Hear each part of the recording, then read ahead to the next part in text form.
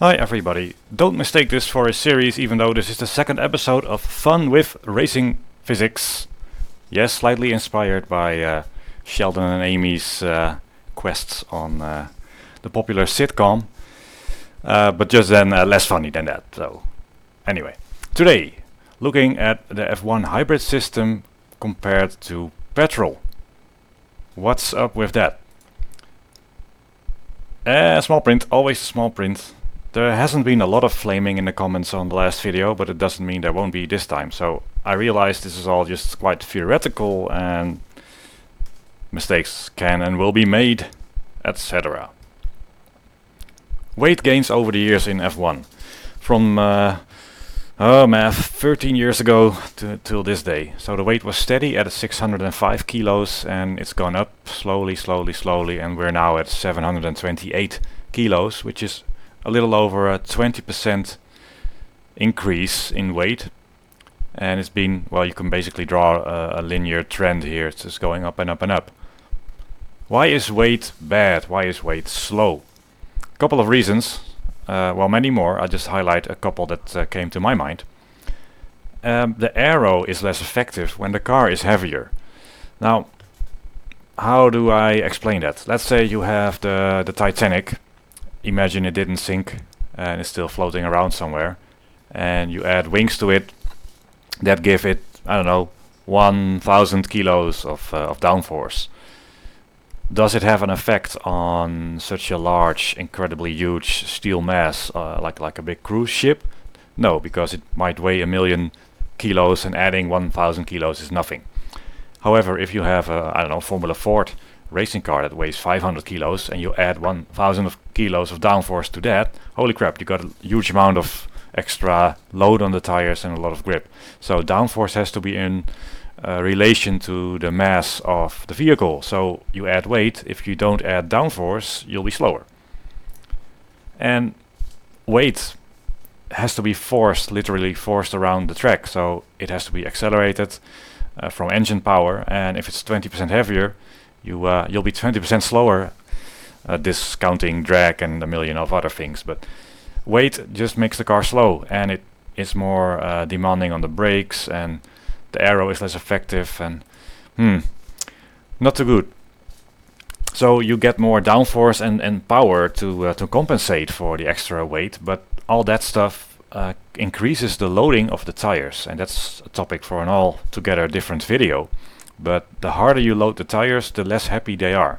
That might sound a little counterintuitive. You can search for load sensitivity. There are some videos about various people, well, about this topic done by various people on YouTube, and documents about it.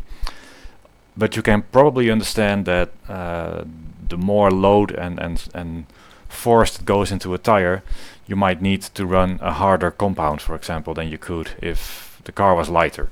And a harder compound will have less grip. So all this extra power and weight and downforce is not as good for the tires, unless you make them larger, of course. But that makes them heavier again, and that you start in a circle that we are, well, sort of an upwards trend that we seem to be on in F1.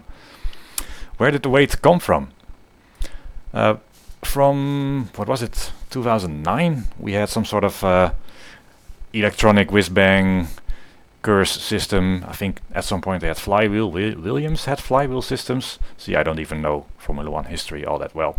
And of course, recently, a couple of years ago, we got the new turbo regulations with all the complicated bits and pieces. That's super advanced engineering. But why were these implemented? Was it because of ultimate speed? Simply, we are F1. We want to have the quickest cars that people can design. Or a matter of regulations? Well, I hope you can guess which one it is. It's all down to the regulations.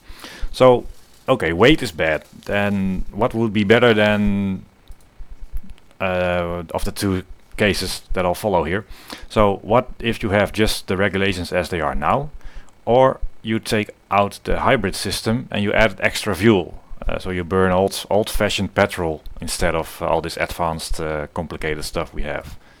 So we have to somehow equalize the engine power in these two circumstances, and I think we can do that. and then we can see which would be lighter, and we can assume a lighter car is most likely to be the faster of the two. So, the 2017 F1 rules.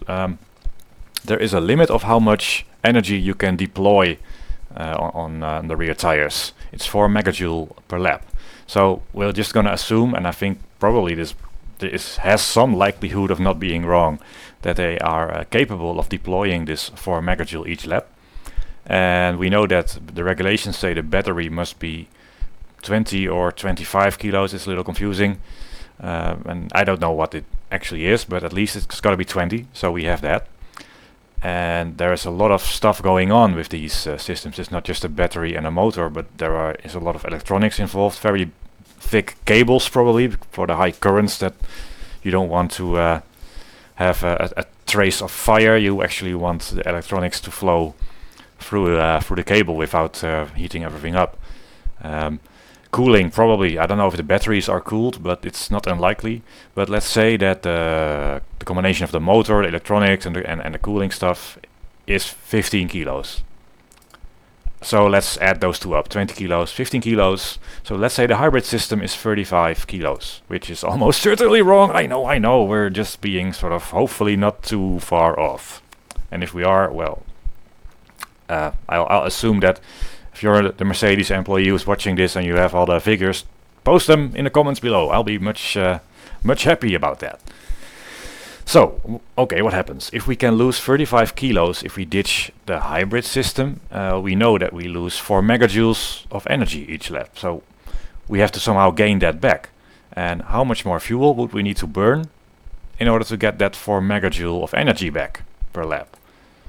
And how heavy would that be? Of course, because we're all in this race to be light, because lighter is better there. Alright, an entire race. Let's say it's 60 laps. That's reasonable average. 4 megajoules each lap. That means the hybrid system delivers during the entire race 240 megajoules of energy. 1 liter of fuel then. Now, this is, I hope, a fairly conservative value. So that's the energy that's stuck into 1 liter of fuel. Now, I've read somewhere on the internet, so that's correct, that they're up to probably 37. I have no idea how that is. This is slightly more than street fuel, but I think on the conservative side, right? So this is the energy that's stuck inside 1 liter of fuel. So you might think, all right, 240 megajoules is what we need. We have get 34 out of each liter of fuel. Divide them, and you get what is it? 12, 30. I don't know. No, hang on. This is if only. Engines are not very efficient, and we've heard that Ferrari, oh, probably, but Mercedes has said that they are quite close to 50% thermal efficiency in their internal combustion engine, which is an extremely high number. And I don't want to be too optimistic, so let's say the process turns the potential energy that's in 1 liter of fuel, 45% of that is actually turned into real sort of engine power, which would be 15.3 megajoule.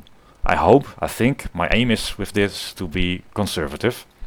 So if you ditch the hybrid system, you have to carry 16 liters more fuel if you divide 24 by 15.3. I hope I did that correctly. Well, that's one thing. 16 liters, you burn the fuel as you go. So during the race, you on average carry half of that, which is 8 liters. And 8 liters is 6 kilos in weight. So in summary then, presenting the facts, this is not a guesstimate. Contrary to what I said before, this is all absolute and completely true. No, it's not. You lose 35 kilos, which is a rough estimate. You gain 6 kilos, so, well, even I can calculate that. 29 kilos is what we got rid of. And I've looked at a few documents online, and actually by Williams and McLaren, and they gave sort of an estimate of 0.03 seconds for each kilo of fuel, which would mean at 29 kilos, that is almost 1 second you would gain if you would implement this. So, yay, faster, better, excellent. However, now I'm cutting corners, which is in exceeding track limits, I guess. there will be some turbo lag because we no longer have the advanced electronics whiz-bangery to accelerate the turbo and get instant response. So one way to not get turbo lag is to use old school anti-lag systems, which how they exactly work I don't know, but they probably all mean consuming more fuel by not burning all the fuel in the engine and having some in the exhaust, and then it explodes in the exhaust, and then that extra explosion force of nastiness goes into the turbo, speeding it up, and that's a way of anti-lag. So how much fuel would you need to do that, like 5 times a lap at 60 laps, so 300 times per race? I don't know, I have no idea. Might there be a better way to do anti-lag? Probably. But you have 41 liters to use before the weight is similar as to the Formula 1 car with the hybrid system. And I very much doubt you can manage to do that. So it's probably 1 or 2 liters, I don't know. It won't be significant. So despite, I mean, I don't want to mock the engineers. What they've achieved in F1 is amazing, and that you can get almost a 50% thermal efficiency engine is spectacular. And the energy density that they get in these hybrid systems is probably off the scale amazing, but it's still not at the level of performance you can get from old school fossil fuels, burning them along with most of the environment and ozone layer. But let's stay realistic. I mean, if you would add a few liters to each car each race, what does that add to the total F1 festival consumption of fuel? And I did some envelope calculations, and you get millions of liters that is consumed by the employees of the Formula 1 teams driving to work in a car, by the fans driving to the races, by all the planes flying all the equipment around the world.